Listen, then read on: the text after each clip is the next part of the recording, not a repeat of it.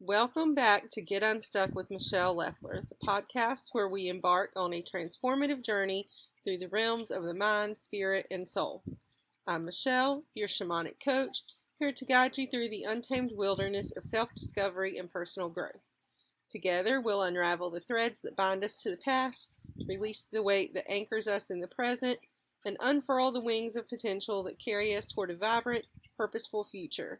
Join me as we explore ancient wisdom, mystical practices, and powerful insights to awaken the spirit within and break free from stagnation. Let's take that courageous step together and get unstuck. Today, I want to talk about trauma. You know, the world that we live in, our current society, tends to glorify trauma.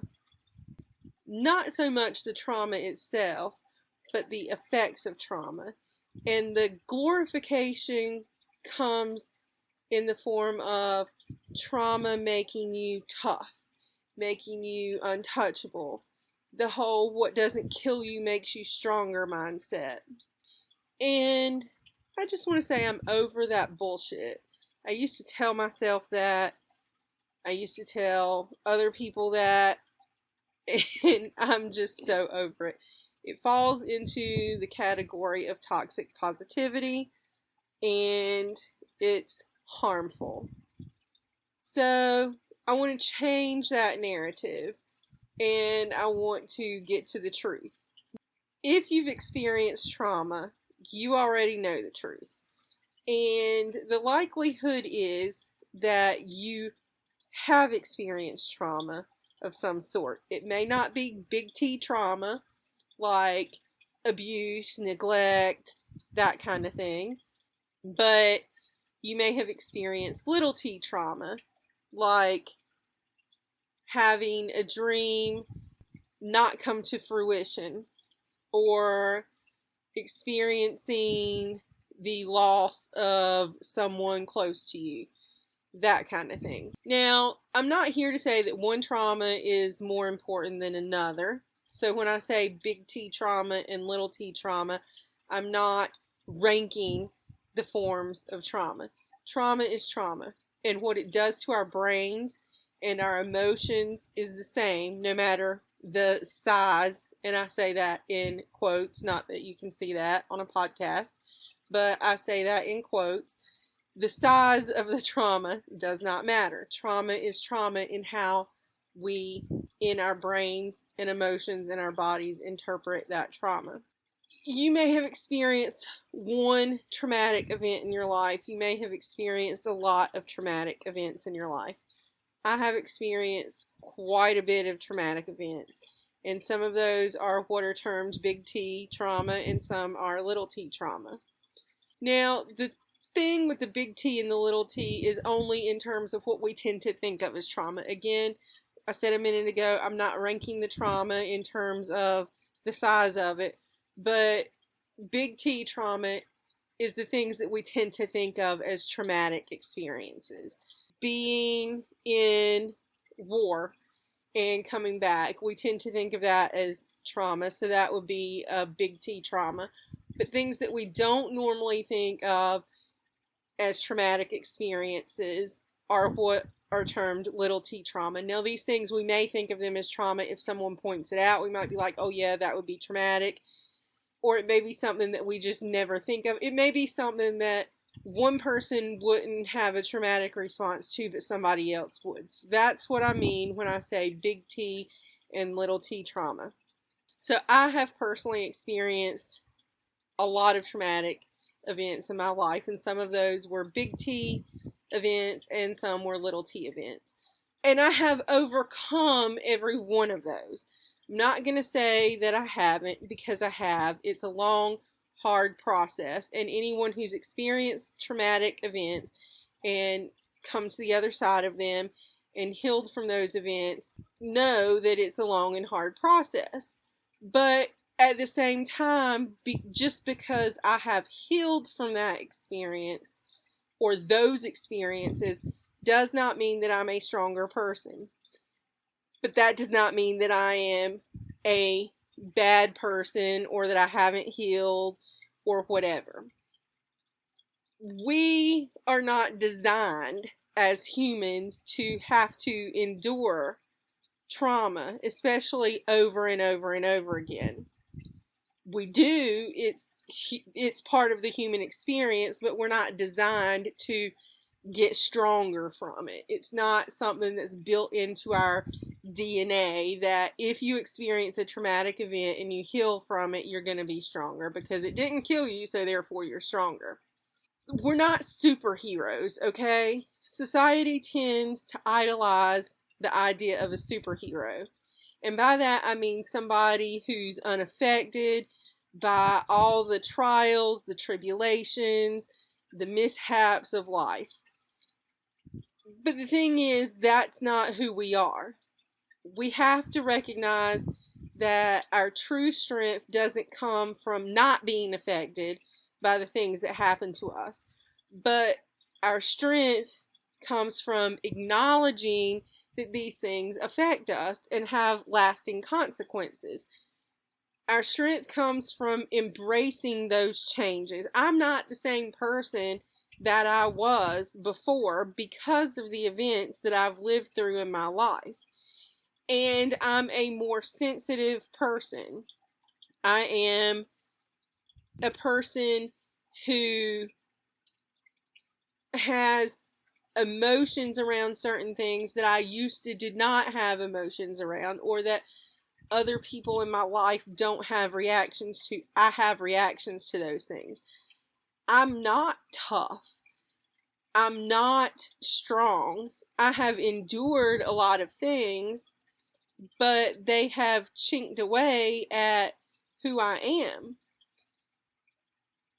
And that's what I want to get at by talking about today. I'm not untouchable. You're not untouchable. None of us are untouchable. I have gone through a lot, and so have many of you listening to this. But we don't live our lives in an armor that's impenetrable. But that doesn't make us weak people. It makes us people who have endured traumatic events and emerged on the other side. We're survivors. We're not overcomers.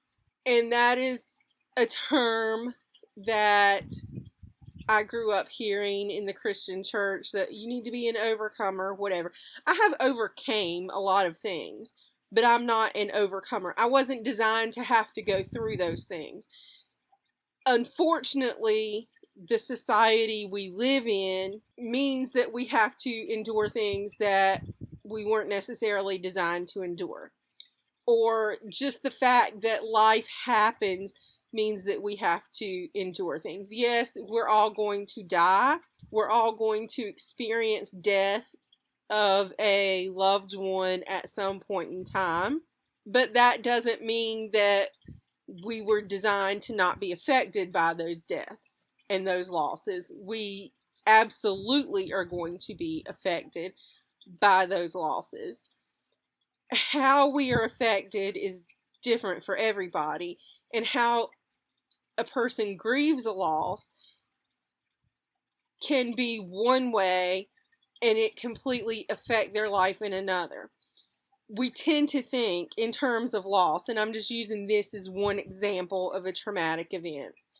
Let's say somebody's parent dies. One person may grieve by crying and going through what we term as the traditional grief response, and then come out of it at a certain point, and it doesn't tend to affect them, or people don't think it affects them after a certain amount of time, or people think it shouldn't affect them after a certain amount of time. Somebody else might have a parent die and they don't cry, and people wonder why they don't grieve their parent's loss. Did they not love their parent? Whatever.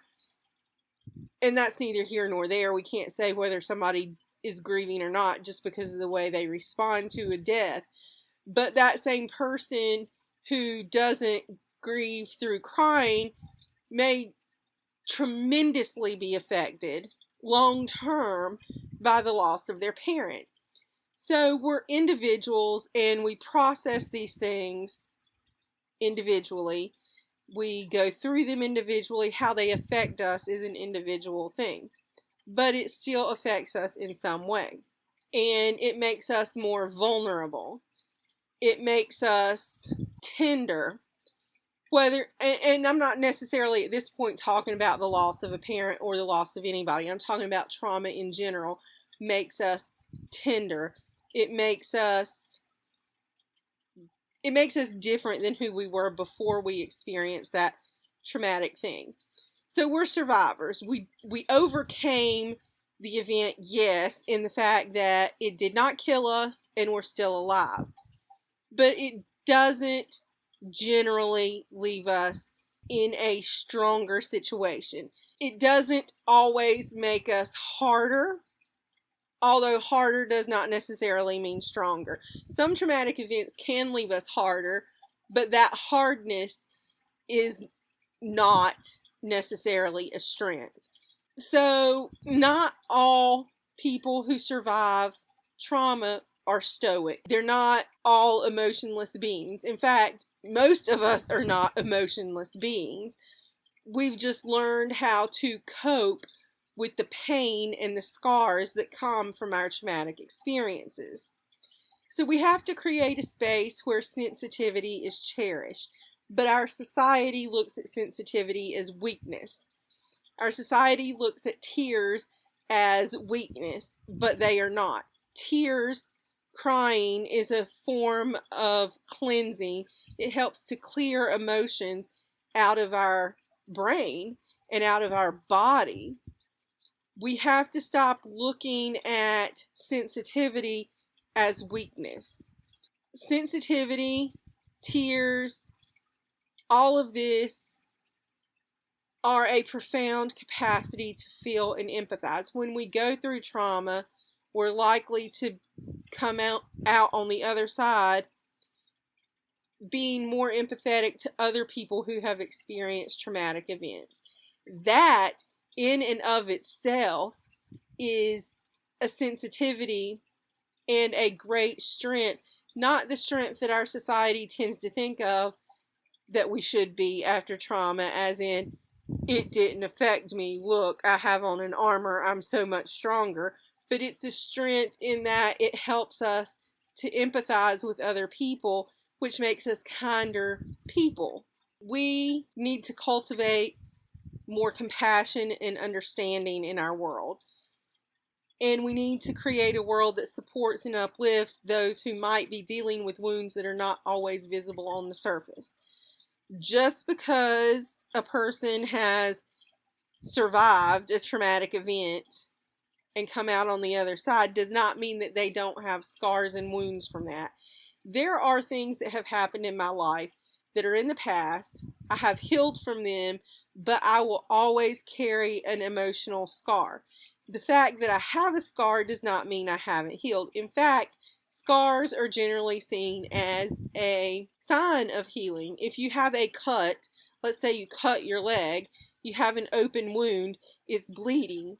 Once that wound heals, there's likely to be a scar left there to show that there was an injury at that place. So when our traumatic wounds heal, they leave scars.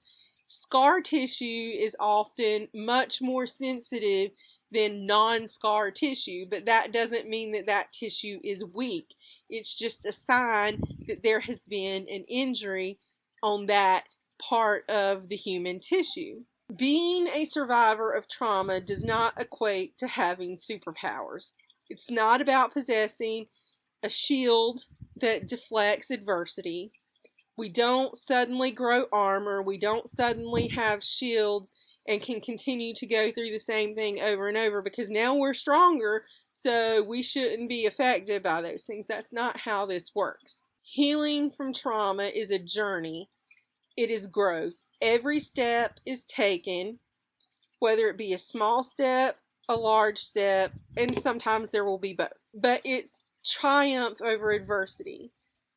We need to embrace our scars and honor the resilience that it took to survive, even if the wound is still there in the healing process, and even when we have a scar there and the tissue is much more tender than the tissue surrounding it.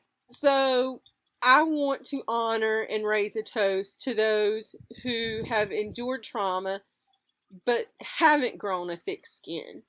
I want to toast the people who have courage and resilience despite the fact of the things that they've gone to, and keep moving forward even though they feel overwhelmed. Those are the true heroes in my life, not the people who have never endured difficult times, not the people who have every single thing they've ever wanted, not the people who seem to never be affected by anything.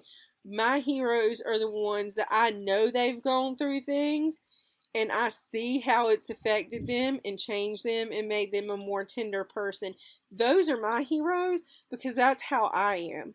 And it shows me that I'm not alone and that it's okay not to be perfectly recovered like nothing ever happened from my trauma, because trauma is traumatic. The word trauma itself is a horrible sounding word because it does horrible things to us. Seeing other people who have endured traumatic experiences doesn't make me happy, but knowing that people who have endured traumatic experiences and have become much more sensitive, much more tender, that to me makes them much more beautiful people. And I'm not talking about physical beauty when I say that, but to me it makes them much more beautiful people, and that makes my heart feel good because I know that I have the same thing. I have the same beauty. I have the same scars. Maybe not the exact same scars, because even if I experience the same trauma that somebody else did, it's going to affect me in a different way. But a toast to those who don't have thick skin, who aren't stronger because they weren't killed, and who are vulnerable and embrace that vulnerability. Kudos to them. I'm one of you.